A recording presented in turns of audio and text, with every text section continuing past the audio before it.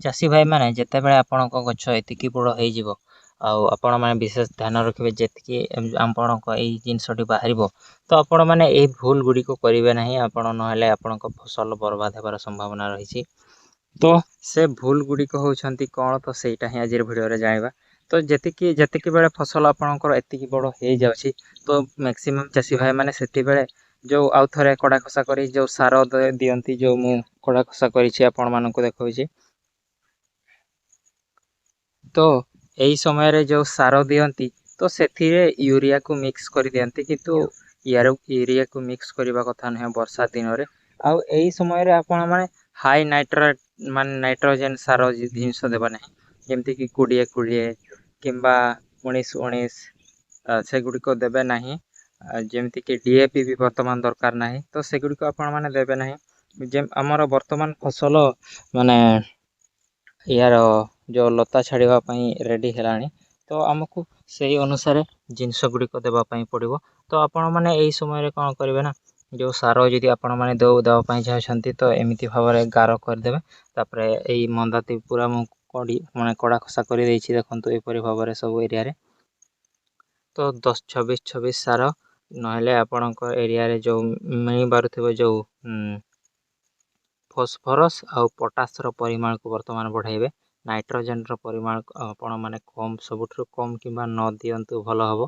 आउ आपण माने ध्यान रखिए जो कैल्शियम और मैग्नीशियम से गुड़िक देवाई। तो कैल्शियम मैग्नीशियम जो आहरी जो हिमिक एसिड से गुड़िक देले कौन लाभ हम ना आमर फसल आमे पारंपरिक उपाय जो सार गुड़िक दौले तो से सार गुड़िक ठीक अच्छी तो डीएपी पोटास यूरिया से गुड़िक तो दौले किंतु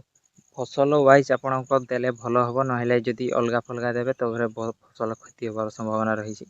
तो यही समय आपण मैंने फॉस्फोरस और पोटास उपरे गुरुत्व देवे तार परिमाण को बढ़ाइबे जदि आप ड्रिप रे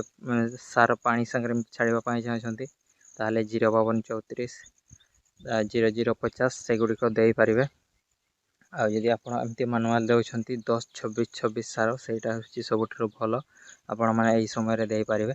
आउ गोटे इम्पोर्टाट कथा आपण मैंने ध्यान रखिए आपण मैंने स्प्रे निहाती भाव में चलाउे आउ जी बेले गछ आपणकर एतकी बड़ बड़ हो जो मु कड़ा खसा कर देखा आपण मानक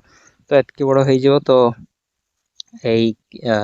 संगे संगे आपण मैंने मंचा बा रंजा देवाई चेष्टा करेंगे ना डेरी कले फसल पूरा माने तले जदि लताटी पड़ जाए माटी लगे माटी जदि थरे लगी से विभिन्न प्रकार रोग पोक लगे आपण फसल माने स्प्रे आपण मारिकी माने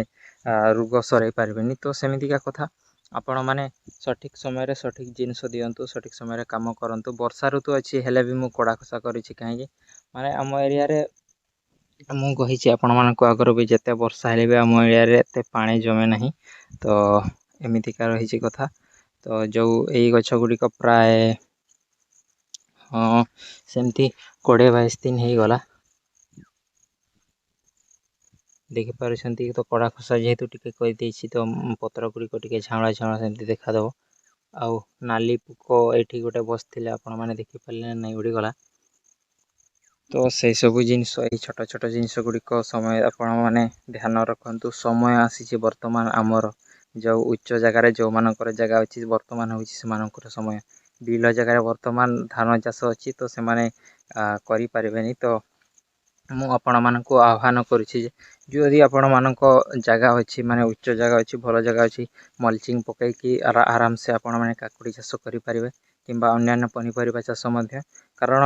वर्षा माने वर्षा ऋतु जमीक दिन चली तो सेमती रेट माने हाई लेवल रे ही चली जमी ठंडा फल आसब जनवरी फेब्रुआरी मार्च आड़ को तो से पनीपरिया रेट डाउन हो तो सहीटा ही आपण मानक कहवाई चाहते समय आसी जागृत हूँ आपण निजे माने शिखतु निजे भूल आपण अंचल क्यों पनीपरिया डिमांड रही है से गुड़िक चाष करूँ। काकुड़ी तो सब एरिया रे डिमांड रही है आउ मु सब बेले कही था नुआ चाषी जदि होते बैगण टमाटो कोबी से गुड़िक ठार आरंभ करूँ ना एमती कम दाम के फसल गुड़िक करूँ काकुड़ी बरबटी करला जह्नी आउ मूला धनिया से गुड़िक करूँ मु सब बेले कही था। तो एमतिका कथा रही तो वीडियो भल लगे गोटे लाइक निहाती करेंगे आउ ଯତ୍ନ କଥା ତ ମୁଁ କହିଲି। ବର୍ତ୍ତମାନ ସାର ଦିଆହେବ ଯେଉଁ ଆପଣମାନଙ୍କୁ କହିଲି 10-26-26, ତାପରେ କ୍ୟାଲସିୟମ୍ ମାଗ୍ନେସିୟମ୍ ଆଉ ଜିଙ୍କ ବି ଟିକେ ପଡ଼ିଲେ ବି ଭଲ ହେବ ସେଇଟା ବି। ଆଉ କିଛି